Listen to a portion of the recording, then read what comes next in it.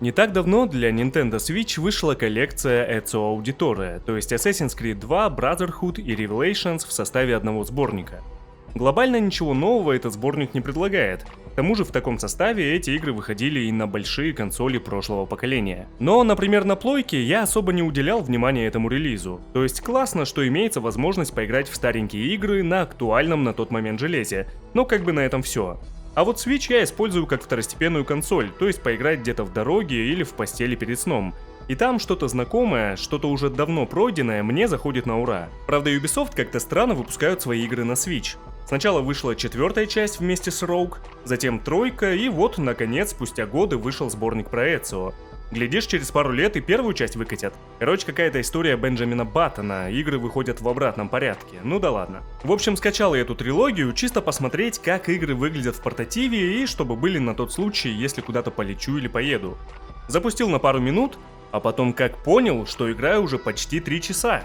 Это, знаете, был именно тот случай, когда я даже не понял, как пролетело время. Я сразу задумался, а как так вышло, что в Assassin's Creed 2, пройденную много раз и много лет назад, я моментально погрузился и не хотел останавливаться, а в Assassin's Creed Valhalla, самую коммерчески успешную, к слову, часть серии, купленную на релизе почти 1,5 года назад, в нее я прямо заставляю себя играть. Что есть в старой игре такого, чего нет в новой?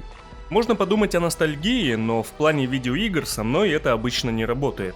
Я могу поговорить про старые игры, посмотреть что-то про них, но садиться играть именно из-за чувства ностальгии нет. К тому же, буду честным, современные игры предлагают больше механик, большую вариативность в геймплее, и сегодня, например, боевка в Assassin's Creed 2 уже не кажется такой же увлекательной, как в 2009-м. Да ее и тогда, кстати, много ругали. Пусть раньше паркур выглядел более естественно или даже реалистично, но сейчас иной раз уже раздражает, когда Эцио карабкается на здание несколько минут.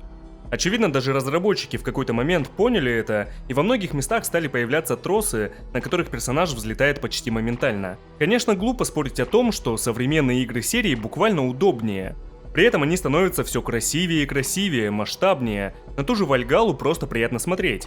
Другой вопрос в наполненности, точнее даже в качестве наполнения этого мира. Когда запускаешь игру 13-летней давности, в которую ты уже играл, по большому счету от нее ничего не ожидаешь. Эта история тебе знакома, и сделать на нее ставку не получится, этот геймплей в каком-то смысле устарел. Но уже взрослый я понял, что Assassin's Creed 2 — это игра с душой. Я не знаю, как сказать менее лирично. Она как будто берет игрока за руку и говорит: «Пошли, я хочу показать тебе много интересного». Во вступлении даже операторская работа выстроена так, чтобы погружать игрока. Камера двигается по улице мимо людей куда-то вглубь, Эцио поворачивает голову на врага, и происходит не просто склейка кадров в катсцене, а вместе с Эцио поворачивается камера, как будто я стою рядом с ним, и мое внимание тоже привлекли. В Вальгалле, например, а сегодня будет много примеров с Вальгаллой, вступительная сцена, естественно, гораздо красивее визуально, причем там есть очень длинные моменты, которые сняты одним кадром, без склеек и переходов. Это хорошо заметно, когда начинается битва. Очень классно выглядит смена цвета. Когда все спокойно, на экране преобладает холодный синий цвет. Когда происходит нападение, зажигается огонь, проливается кровь, освещение постепенно становится красным. Но на этом формально все. Только еще есть огромная проблема. Это неизвестный пол персонажа во вступлении. И это очень мешает. Вот ты смотришь на этих викингов, бородатых, грязных, пьющих, суровых, в конце концов, которые очень тактично в 9 веке избегают личных местоимений, обращаясь к Эйвор. Поиграем немного в трудности перевода от Stop Game. В интро Эйвор еще ребенок, и неизвестно, какого пола этот ребенок, потому что нам предстоит это решить в будущем. Поэтому в начале к Эйвор обращаются Дрэнк, маленький берсерк, как угодно, лишь бы избежать этих он-она. Правда, не в русской версии. Ты вся в отца, маленький берсерк. Ты вся в отца. Не, ну вообще да, в моем случае вся в отца, особенно вот борода похожа. Но на самом деле это очень мешает даже в английской версии.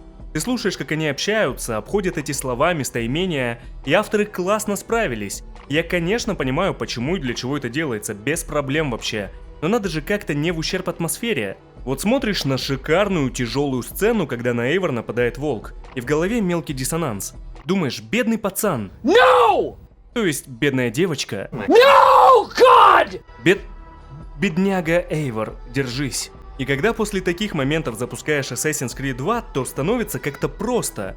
Есть персонаж с хорошо прописанным характером, который со временем меняется. Нет этих ненужных серии RPG элементов. Ты наблюдаешь за историей без иллюзий того, что как-то влияешь на ее ключевые события. При этом за очень интересной и драматичной историей. Важная деталь заключается и в том, что мы вместе с Эцио с момента его рождения и до момента его смерти. Обучение в игру встроено так, что мы выполняем первые движения героя.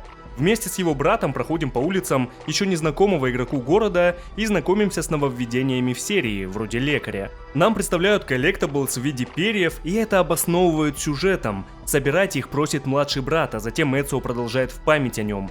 Вы вообще часто в играх встречаете такое, чтобы необходимость в коллекционировании необязательных предметов объясняли сюжетом. Затем Эцио защищает честь сестры, помогает матери, которая знакомит его с Леонардо да Винчи, а между ним и героем происходит диалог, который характеризует Эцио. Это не просто квесты а-ля «сходи, принеси». Это задания, которые знакомят нас с механиками и в то же время с персонажем. Уже через полчаса игры, еще до того, как Эцио наденет доспехи ассасина, мы уже понимаем, какой персонаж у нас под контролем в данный момент. Дерзкий, смелый, не боится делиться своей точкой зрения, даже если она заведомо отличается от ожидаемой, очень любящий свою семью. Мы понимаем, что искусство, которым уже болело аристократическое общество в Ренессанс, семейное банковское дело, которое Эцио должен унаследовать, это не про него. Он молодой, ему нужно вино, драки и девушки. С таким персонажем легко и хочется себя ассоциировать, без диалогов и выбора пола.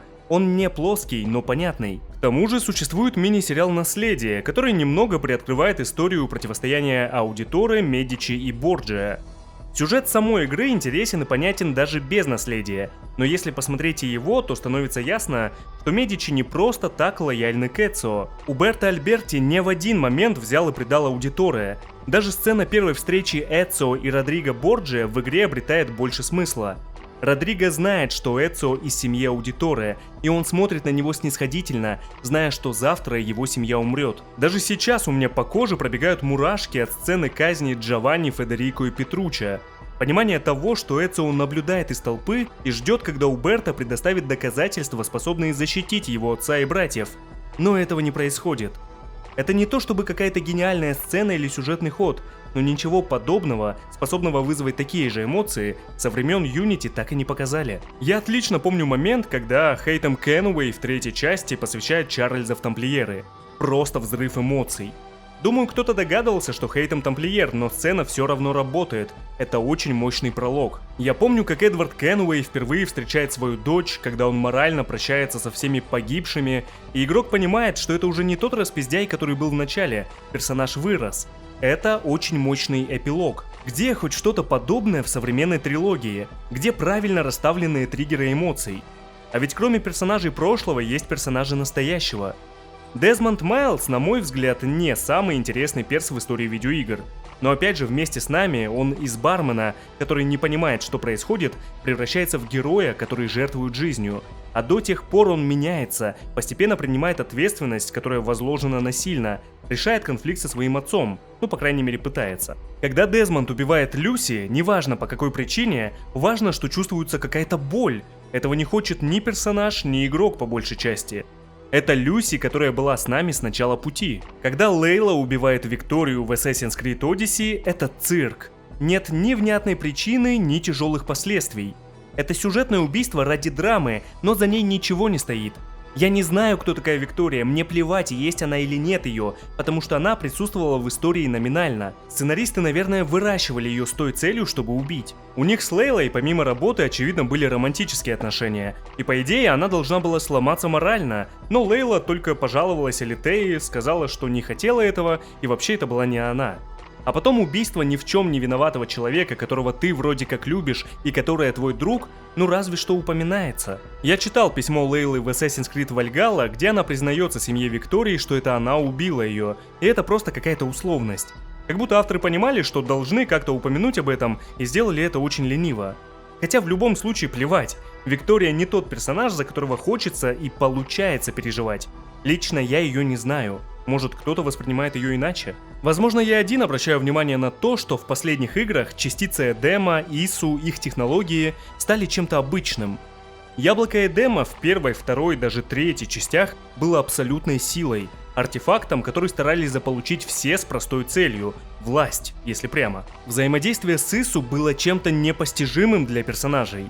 Ладно, в современности герои еще понимали, что это своего рода проекция, но герои прошлого считали их богами. Давайте вспомним встречу Эцио и Минервы во второй части. Он прямо спрашивает: «Вы боги?» И ощущается, что все происходящее до этой встречи было так незначительно. Эти противостояния низших для Ису существ, людей. Есть что-то более глобальное, а Ису и частица Эдема – осколки этого чего-то, даже непонятного нашим героям. В конце своего пути Эцио так и не понял, какую роль играет. И это круто, потому что игрок-то понимает.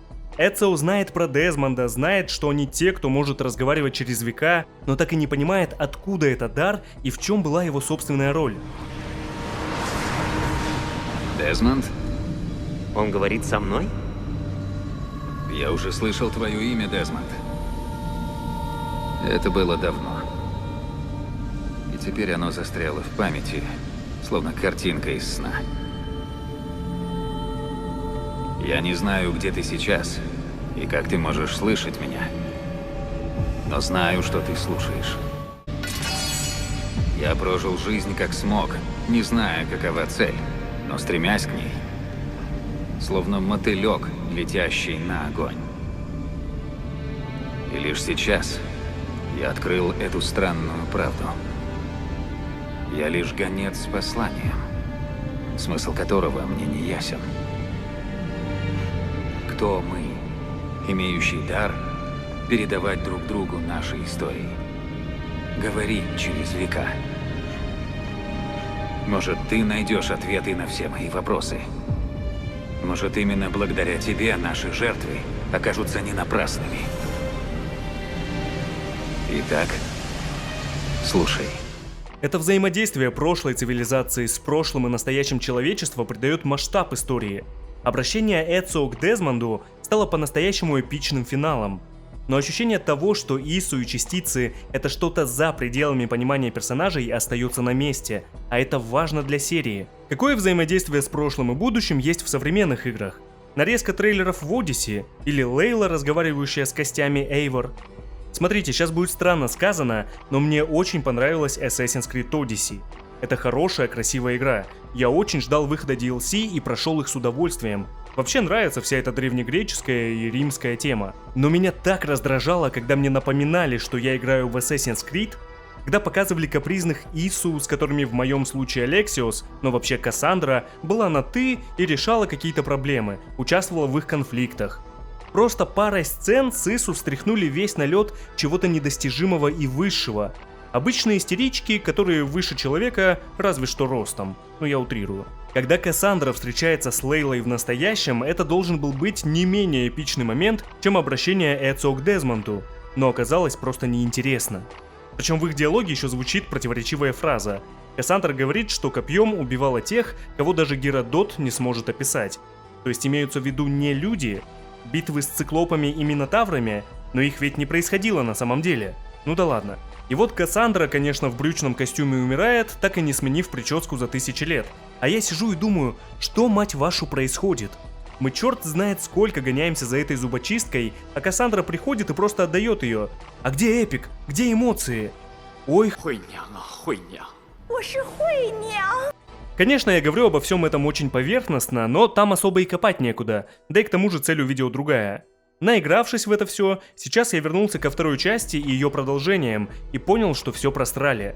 Я понял, что серия, которую я люблю, вообще о другом. Это почти всегда была масштабная история длиной во много лет, связанная с реальной историей, раскрывающая персонажей и заставляющая ими проникнуться. Объект 16, послание на стенах в прошлом, масштаб событий и основа в виде реальной истории, а не греческих мифов.